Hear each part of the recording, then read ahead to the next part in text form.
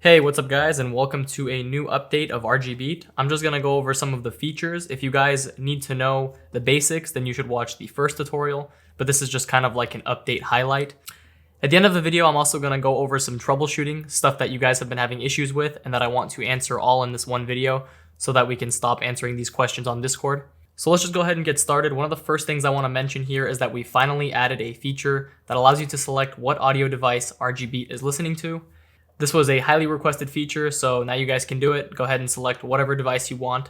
Now, one thing you guys need to know is that if you want to get your speakers to work with RGBeat, you have to go down into the bottom right corner, right-click your audio icon, go to Sound Settings. Then once you get to this page, go over to Sound Control Panel on the right. Then you're gonna have this little window pop up, and all you need to do is right-click your speakers, go to Properties, and go to Advanced, and make sure that Audio Enhancements is disabled. If this is not disabled, then RGBeat is gonna crash or it just won't work properly whenever you're trying to use your speakers. It's gonna work fine with your headset, and you'll see that in the first tutorial I made you guys turn on something called spatial sound right here. But you don't actually have to do that anymore. In this new update, we fixed it so that you don't need to enable Windows Sonic for headphones. With that being said, in order to get your speakers working, you do need to disable audio enhancements. So let's go ahead and move on. So another feature that you guys requested was some new visualization methods. So as you can see right here, we have LED strip group. You can change it from VU meter to beat detection.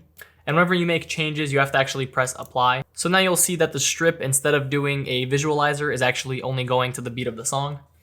Another feature we added is if you have the LED strip group set to VU meter, you can change the position from bottom to top, and that's gonna make the strip start at the top instead of at the bottom. So now you can see that the strip is going from top to bottom instead of from bottom to top. And another huge thing you guys requested was to make it so that the fans can actually do a visualizer instead of just the beat detection. So you can go ahead, drop that down and select VU meter, and then you can press apply. Oh, and also there's two settings here. So you have the inner ring and the outer ring, and that's the position that it will start from. So for this example, I'll just set it to inner ring and then press apply. And now you can see that the fans are visualizing instead of doing a beat detection. All right, so one last feature that I want to show you guys is the invert visualizer. So if you tick this little box right here, you'll see that the visualizer now starts from the top of the keyboard instead of the bottom. So that just about covers all of the updates for this version of RGBeat.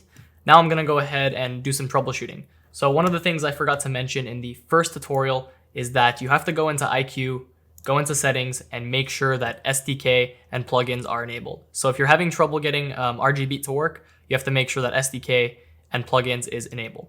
So for those of you using the QL-RGB fans, currently RGBeat doesn't support the QL-RGB fans, and that's because Corsair's SDK doesn't support them.